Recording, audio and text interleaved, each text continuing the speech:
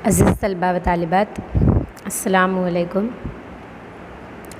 हमारा पहला chapter complete हो गया है। दूसरे चैप्टर में 2 सेशन कंप्लीट हुए हैं, जिसमें हमने मुलाज़िमत के उसूल देखे और कुछ थियरीज़ देखी। इसके अलावा हमने इससे पहले वाले जो हमारे सेशन हुए थे, उसमें फ्रेडरिक टेलर का साइंसी उसूल देखा। अब हम हमारे दूसरे ही चैप्टर में पेज नंबर 23 यानी हेनरी फेयोल के मुलाज़िमत के उसूल आज पढ़ेंगे।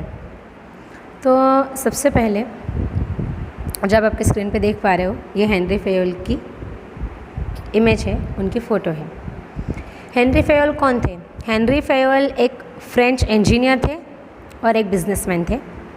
1916 में उन्होंने अपनी किताब लिखी थी जिसका नाम था इंडस्ट्रियल एंड जनरल मैनेजमेंट, औद्योगिक अन्य सामान्य संचालन। आप उर्दू लिख सकते हो इनकी किताब का। वैसे आपको इसका इंग्लिश नाम लिख लाऊंगा इंडस्ट्रियल एंड जनरल मैनेजमेंट, लेकिन इसका उर्दू होता है सनदी और आम मुलाजिमत। ये किताब इनकी 1916 में प्रकाशित हुई थी, यानी अगर आप हिसाब करो तो तकरीबन इनकी इस किताब को 104 साल जैसा वक्फ़ा बीत चुका है, मगर आज भी हम इसको अगर पढ़ रहे हैं तो किताब में कोई ना कोई बात तो होंगी। हेनरी फेयोल ने क्या किया? हेनरी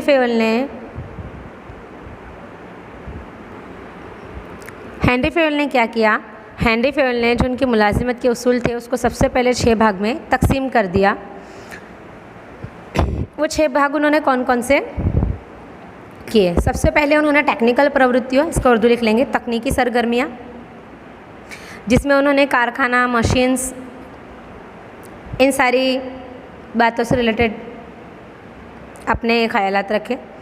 दूसरी उन्होंने सरगर्मी बताई वाणिज्य प्रवृत्ति, जिसका उर्दू लिख लेंगे तिजारती सरगर्मियाँ, जिसमें उन्होंने इकाई में रॉ मटेरियल्स की खरीदी, हमारी पैदावार की फ़रोख्त करना, ये सारी सरगर्मियों की बात की। तीसरी उन्होंने नाणाकीय प्रवृत्तियों यानी माल ले आती सरगर्मियाँ, जिसमें पूंजी को हासिल करना, उसका इस्तेमाल करना और जो नफ़ा हासिल हो जाए तो उसका पुनः रोकाण यानी दोबारा सरमायाकारी करना, ये सारी सरगर्मियों की बात की। चौथी उन्होंने संरक्षण प्रवृत्तियों यानी हिफाजत की सरगर्मी की बात। चौथी उन्होंने संरक्षण प्रवृत्ति यानी हिफाजत की सरगर्मी की बात की, जिसमें उन्होंने मुलाजिमों की सलामती, माल सामान की सलामती, मिलकतों की सलामती वगैरह का शुमार किया। पाँचवीं उन्होंने सरगर्मी बताई हिसाबी प्रवृत्तियों यानी हिसाबी सरगर्मियाँ, जिसमें हमारे सनद से रिलेटेड सारी मालूमात का उन्होंने शुमार किया। छठी उन्होंने जो सरगर्मी बताई उसका नाम था संचालकीय प्रवृत्तियों इंतज़ामाती सरगर्मियाँ, जिसमें उन्होंने मनसूबाबंदी, इंतज़ामी ढांचा, रहनुमाई, ताल्लुकात, काबू, इन सारी सरगर्मियों की बात कही। अब जो हेनरी फेयोल का उसूल है, ये 14 उसूल थे।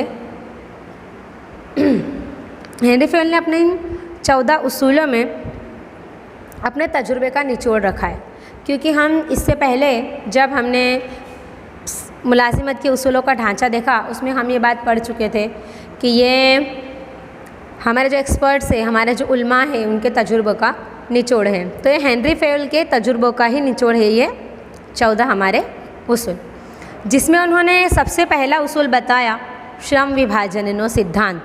इसका उर्दू लिख लेंगे मजदूरी की तकसीम के उसूल, मजदूरी की तकसीम के उसूल, डिवीज़न ऑफ वर्क। देखो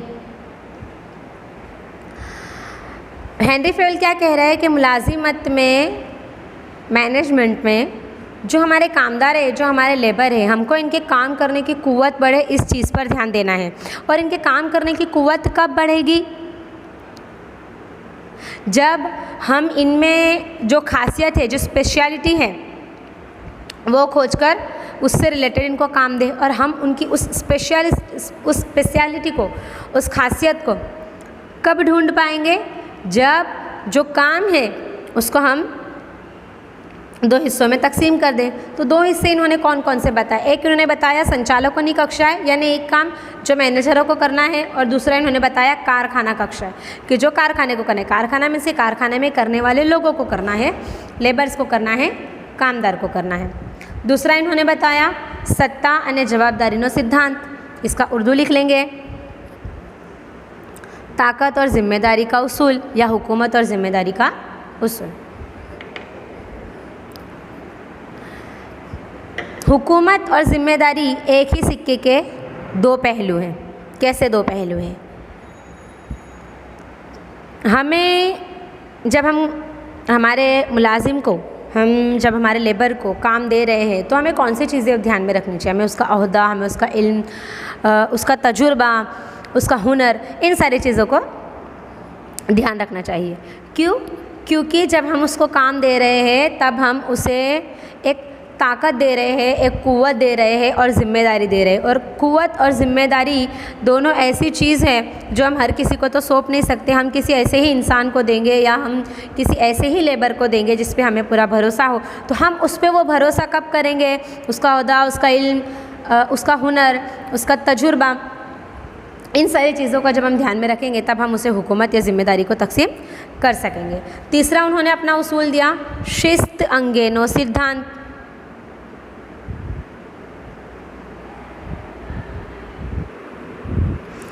तीसरा इन्होंने उसूल दिया है शिस्त अंगेनो सिद्धांत, इसका उर्दू लिख लेंगे नज़्म व ज़ब्त का नज़रिया। कि हमारे पास जो वसाइल हैं उनका ज़्यादा से ज़्यादा इस्तेमाल कर सके और जो सरगर्मियाँ करनी है उन्हें पूरी ईमानदारी से कर सके। इसीलिए इसके लिए हमें क्या करना होगा? सबसे पहले हमारे सनद में डिसिप्लिन, शिस्त या अदब लाना होगा। और ये शिस्त, अदब, डिसिप्लिन क्यों लाना होगा? क्योंकि इससे हम हमारे जो हमारे कारीगर है, जो हमारे कामदार, उन पर काबू कर पाएंगे, उन पर अंकुश ला पाएंगे। हमारा जो मुलाजिमत का काम है, हमारा जो मैनेजमेंट का काम है, वो आसानी से हो पाएगा। चौथा उन्होंने अपना जो उसूल बताया उसका नाम था हुक्मनी एक वाक्यतानो सिद्धांत, इसका उर्दू लिख लेंगे हुक्म के तनासुब का उसूल। हुक्म के तनासुब का उसूल। अगर एक कामदार को एक ऑफिसर्स एक काम एक वक्त में देगा तो मुलाजिम कैसे कर पाएगा? उस काम को बहुत अच्छे से कर पाएगा, क्योंकि उसका सारा ध्यान, उसका सारा कंसंट्रेशन उस एक काम के लिए होगा। लेकिन अगर किसी एक ही कामदार को, अगर किसी एक ही लेबर को अलग अलग ऑफिसर्स अलग अलग हुक्म देंगे तो वो किसी भी एक हुक्म को या किसी भी एक काम को अच्छे तरीके से, बहुत दूर की बात है, पहले तो क्या उस काम को कंप्लीट कर पाएगा? नहीं कर पाएगा, क्योंकि उसको सबका डर है, सबकी घबराहट है, सबका काम कंप्लीट करना है, वक्त पर करना है, बहुत सारी चीज़ें उसके दिमाग में चलेगी, जिससे वो कहीं ना कहीं पे कश्मकश में रहेगा। और इस कश्मकश की वजह से जो हमारी सनद है उसमें जो हमारा डिसिप्लिन जैसे होना चाहिए वैसे नहीं रहेगा।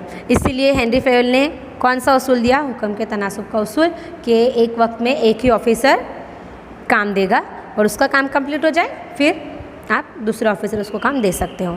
पांचवा उन्होंने अपना उसूल दिया दोरावणी एक वाक्यतानो सिद्धांत, एक तरफा राबते का उसूल। मनसूबाबंदी क्या है? मनसूबाबंदी हमारे आने वाले मुस्तकबिल के लिए हम जो एक ढांचा तैयार करते हैं वो है। अच्छा, तो आपने जो मनसूबा तैयार कर लिया है, आपने अपने लेबर्स को वो मनसूबाबंदी बता दी है, वो प्लान बता दिया है कि अब आपको इस तरीके से फॉलो करना है। लेकिन वो काम करने में अगर आपके लेबर्स को कोई परेशानियाँ आ रही है तो आप क्या करोगे? उनकी रहनुमाई करोगे या फिर आप बस आपने उनको प्लान दे दिया और आपकी ज़िम्मेदारी पूरी हो गई? नहीं, आपने उनको प्लान दे दिया तो आपकी ज़िम्मेदारी पूरी नहीं हो जाती। जब तक उनके सारे काम कंप्लीट ना हो तब तक आपको उनसे जुड़े रहना है। जहाँ पर ज़रूरत हो वहाँ पर उनकी रहनुमाई करनी है और ज़रूरत पड़े तो उन पर काबू भी करना है। छठा पॉइंट है सामान्य हित ने वधु અને व्यक्तिगत हित ने गौण स्थान। उर्दू लिख लेंगे आम दिलचस्पी में ज़्यादा और ज़ाती को आम दिलचस्पी में ज़्यादा और ज़ाती को दूसरा मुकाम। मैनेजमेंट क्या है? मैनेजमेंट गिरोह में होने वाली सरगर्मी है। कैसी होगी ये सरगर्मी? जब अफराद अफराद और डिपार्टमेंट डिपार्टमेंट के बीच में अच्छे ताल्लुकात होंगे तब होगी। तो जब एक मैनेजर या जब मालिक कामयाबी के बारे में सोच रहा है तो क्या सिर्फ अपनी ज़ाती तौर पर अपनी कामयाबी के बारे में सोचेगा? नहीं, वो क्या सोचेगा, मेरी सनद में मेरे साथ काम करने वाले पहले सभी का फ़ायदा हो मेरे साथ साथ। तो हेनरी फ्यूल ने भी वही कहा कि सबसे पहले आपको आपके सनद में, आपकी इकाई में जो लोग काम कर रहे हैं उनके फ़ायदे के बारे में सोचना है, उसके बाद आपको आपके फ़ायदे के बारे में सोचना है, या फिर आपको कोई ऐसा प्लान रेडी करना पड़ेगा कि जिससे आप सभी को फ़ायदा हो जाए। साथ में उन्होंने बताया कर्मचारियों ने योग्य वेतन सिद्धांत, मुलाजिमों को मुनासिब उजरत यानी पगार का उसूल। जो लेबर से हमारे वो जो खिदमत देते हैं उसके बदले हम उन्हें जो रकम अदा करते हैं उसको वेतन या पगार कहा जाता है। लेकिन ये पगार कैसा होना चाहिए? मुनासिब होना चाहिए। क्यों? ये मुनासिब रहेगा तभी मालिक और लेबर्स के बीच में जो रिश्ते हैं वो कैसे बनेंगे? मजबूत बनेंगे। अच्छा, कोई लेबर ऐसा है, कोई कामदार ऐसा है आपके यहाँ पे जो औरों से ज़्यादा अच्छा काम करता है, जिसकी वजह से आपको एक्स्ट्रा नफ़ा मिलता है, आपको कुछ ना कुछ हमेशा फ़ायदा होता रहता है, तो आपको क्या करना चाहिए? तो हेनरी फ्यूल कह रहे हैं कि आपको जो उसकी रेगुलर सैलरी है वो तो रहने ही देनी है, साथ साथ उसे मंथली या साल में एक बार जैसा आपको सही लगे उसको बोनस देना चाहिए, नफ़े में उसको हिस्सेदारी देनी चाहिए। क्यों? क्योंकि अगर आप ऐसे वक्त वक्त पर उसकी सैलरी वगैरह या इस तरीके से बोनस नफ़े में उसकी इन्वॉल्वमेंट को अहमियत दोगे तो उसकी हौसला अफजाई होगी। 8वां उन्होंने कहा केंद्रीकरण सिद्धांत यानी मरकज़ का उसूल।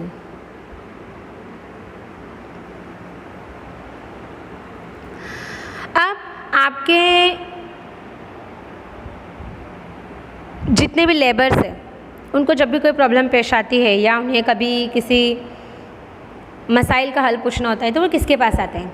आपके पास आते हैं। तो उनके मरकज़ में कौन है? आप। तो आपको क्या करना है, जो आपके यहाँ पे काम करने वाले लेबर्स है इनकी कुव्वत का, इनकी शक्ति का ज़्यादा से ज़्यादा बेहतर से बेहतर इस्तेमाल करना है। आप ये कैसे कर पाओगे? केंद्रीकरण के उसूल से, मरकज़ के उसूल से। आपको ये ध्यान रखना है कि आपको आपके लेबर की जो खासियत है, जो स्पेशलिटी है उसको सेंटर में रखना है, उसको ध्यान में रखना है और फिर ही उसे दूसरे काम तकसीम करने हैं। 9वां जो पॉइंट उन्होंने बताया सत्तानी रैखिक सांकड़नो सिद्धांत, इसका उर्दू लिख लेंगे हुकूमत का जुड़े रहने का उसूल। ये जो उसूल हैं ये हुकूमत की आला सतह से लेकर तो नीची सतह तक जितने लेबर्स हैं या जितने मुलाजिम हैं उन सबको एक दूसरे से जोड़ने की बात करता है।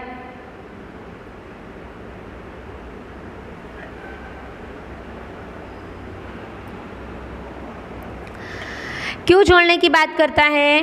क्योंकि आप जुड़े हुए रहोगे तभी आप में अच्छे ताल्लुकात बने रहेंगे और अच्छे ताल्लुकात से आपके बीच में जो खबर रसानी है वो कैसे हो पाएगी?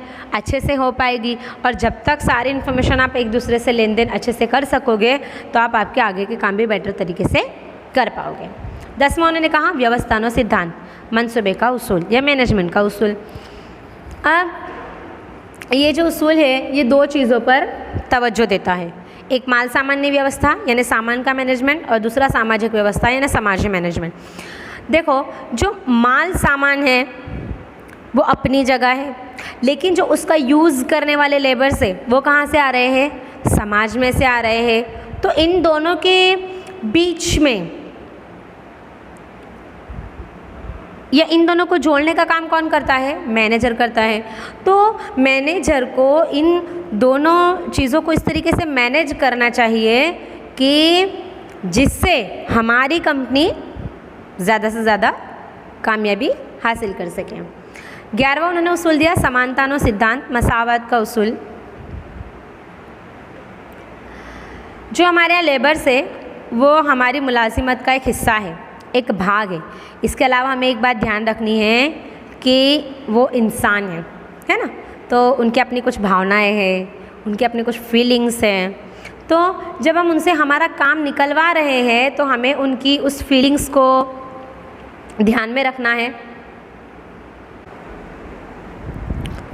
तो जो मसावत का उसूल है उसमें हेनरी फेवल यही कह रहे हैं कि आपको सारे आपके जो लेबर्स हैं उनको यकसा देखना है। ये नहीं कि अच्छा इसके पास ज़्यादा इल्म है तो आप इसको ज़्यादा अहमियत दे रहे हो, या ये आपका फ्रेंड है तो आप इसको ज़्यादा अहमियत दे रहे हो। नहीं, आपके फ्रेंडशिप वगैरह सब बाद में, पहले आप क्या हो, आप एक मैनेजर हो और वो आपके यहाँ पे काम करने वाला एक सबसे अच्छा लेबर है, या फिर सारे ही लेबर अच्छे हैं तो आपको सबके साथ कैसा रवैया अपनाना पड़ेगा, एक जैसा, समान, यकसा, सबको देखना पड़ेगा।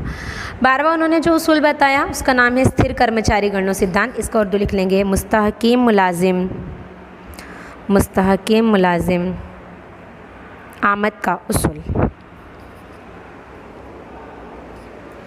कि जैसे पूंजी हमारे कारोबार में बहुत ज़्यादा ज़रूरी है, वैसे ही एक अच्छा लेबर, एक अच्छा कामदार हमारे सनदी इकाई की बहुत अनमोल पूंजी है। तो हमें क्या करना है, हमारे जो ऐसे लेबर्स हैं उनका ध्यान रखना है। कैसे? वक्त वक्त पे जो हमारे कायमी कर्मचारी है, जो हमारे यहाँ पे फिक्स है जो लेबर्स, उनकी वक्त वक्त पे हमको बढ़ती करनी चाहिए, उन्हें प्रमोशन देना चाहिए, उन्हें वक्त वक्त पर ट्रेनिंग देनी चाहिए। इससे क्या होगा कि इससे आपके जो लेबर्स है उनकी भी तरक्की होगी और आपकी जो सनदी इकाई है उसकी भी तरक्की होगी। 13वां उन्होंने बताया पहल वृत्तिनो सिद्धांत इब्तिदा का उसूल। हेनरी फेवल क्या कह रहे हैं कि अगर आप मुलाजिम हो तो आपको आपकी सनदी इकाई में ऐसा माहौल पैदा करना चाहिए कि जिससे सारे मुलाजिम एक दूसरे की हेल्प करने में पहल करें, एक दूसरे से बात करने में पहल करें। इससे क्या होगा कि जो मुलाजिम हैं इनको जो कन्फ्यूज़न हो रहा है काम में, वो सारा कन्फ्यूज़न दूर हो जाएगा। ये एक दूसरे की ताकत से, एक दूसरे के इल्म से रूबरू हो पाएंगे और ये कहीं ना कहीं पे आज़ादी से, स्वतंत्रता से काम कर सकेंगे। चौथा इन्होंने लास्ट जो पॉइंट बताया हेनरी फेवल ने उसका नाम है जूथ भावनानो सिद्धांत, ग्रुप की रूह का उसूल या गिरोह की रूह का उसूल। जो हमारी कारोबारी इकाई है इसकी कामयाबी का आधार बेस्ड क्या है, कामदार और जो संचालक है, जो मैनेजमेंट है, इनके आपसी ताल्लुकात। ये दो जमात हो गई हमारे पास, एक संचालकों की यानी एक मैनेजमेंट की और दूसरी हो गई कर्मचारियों की यानी लेबर्स की। तो जो दोनों जमात है, इन दोनों जमात के बीच के जो रिश्ते हैं, जो ताल्लुकात है, वो कैसे होने चाहिए, हमेशा जुड़े हुए होना चाहिए, प्यार भरे होने चाहिए, मीठे होने चाहिए। इनके बीच में वो गुजराती में कहते हैं ना कि मतभेद होवो જોઈએ પણ मन भेद ना होवो જોઈએ। कि हो सकता है कि इन दोनों की कहीं पे राय अलग पड़ती हो इन दोनों जमात की, तो इट्स पॉसिबल, ये हो सकता है, लेकिन इनके मन में भेद नहीं होना चाहिए, इनके मन में कोई बात नहीं होना चाहिए। ये 14 बातें कहने के बाद हेनरी फेवल कहते हैं कि जो मेरे 14 उसूल हैं सिर्फ यही 14 नहीं हैं, यानी अगर मैनेजर चाहे तो अपने तजुर्बे, अपनी तहकीक और अपने इल्म के बेस पर इसमें और ज़्यादा उसूलों को डाल सकता है। क्यों डाल सकता है? क्योंकि हमने देखा था कि ये हेनरी फेवल के तजुर्बे का निचोड़ है, यानी जो उनको अनुभव हुआ, जो उनको तजुर्बा हुआ वो उन्होंने लिखा। और जाहिर सी बात है कि सबका जो तजुर्बा होता है, जो एक्सपीरियंस होता है वो अलग अलग होता है। सबके वक्त की जो समाजी माशी सरगर्मियाँ होती है वो अलग अलग होती है। तो हर कोई अपनी सरगर्मियों के आधार पे, अपने माहौल के आधार पर अपने उसूलों को चेंज थोड़ा बहुत कर सकता है या इन उसूलों में वापस कुछ उसूल ऐड कर सकता है।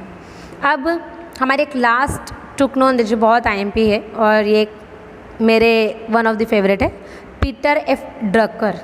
इसको पहले हम आईएमपी कर लेंगे और समझेंगे। आप आपकी स्क्रीन पर जैसे देख पा रहे हो वो पीटर एफ ड्रकर की तस्वीर है। पीटर एफ ड्रकर 1909 से 2005 तक का इनका वक्फा था। ये मुसन्निफ़ है और टीचर भी है, मैनेजमेंट के प्रोफेसर भी हैं। पीटर एफ ड्रकर ने क्या कहा कि कारोबारी इंतज़ाम में वक्त वक्त में बदलाव आता है और इन्होंने 2 पद्धतियाँ बताई, 2 तरीके बताए। वो 2 तरीके कौन से बताए? सबसे पहला तरीका इन्होंने बताया ध्येय लक्ष्य संचालन के इन्होंने क्या कहा कि आप आपके गोल को, आपके मकसद को ध्यान में रखकर कोई भी सरगर्मियाँ करो। किससे कह रहे हैं? मैनेजर से कह रहे हैं कि किसको ध्यान में रखकर सारी सरगर्मियाँ करनी है? तो बोले भाई गोल को, ध्येय को, मकसद को। अच्छा, अब अगर तुम गोल को ध्यान में रखकर सारी सरगर्मियाँ कर रहे हो और फिर भी तुम्हें लग रहा है कि तुम अपने गोल में कहीं ना कहीं पर कुछ मिसिंग हो रहा है, कुछ छूट रहा है, तो बड़ी प्यारी बात कही उन्होंने, कहा स्वनियमन सिद्धांत लागू कर दो, सेल्फ डिसिप्लिन। भी चाहे वो मैनेजर को करना हो, चाहे वो लेबर्स को करना हो, क्योंकि अगर आप आपकी इकाई को कामयाबी दिलाना चाहते हो तो आपको 2 ही चीज़ें करनी है। पहला, आपको आपके गोल पे ही फोकस करना है और दूसरा, उस गोल तक पहुंचने के लिए आपको सेल्फ डिसिप्लिन करना है। पीटर एफ ड्रकर को मॉडर्न मैनेजमेंट के फादर भी कहा जाता है, अंडरलाइन करेंगे। आधुनिक संचालन पिता भी उन्हें कहा जाता है। तो हमने हमारे दूसरे चैप्टर में आज हेनरी फेयल के उसूल देखे और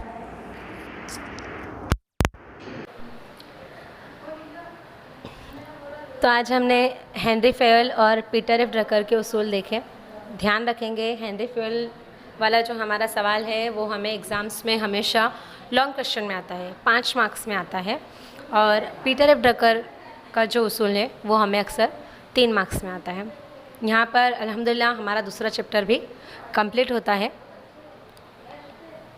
इंशाअल्लाह हम हमारे आने वाले सेशन में तीसरे चैप्टर की बात करेंगे।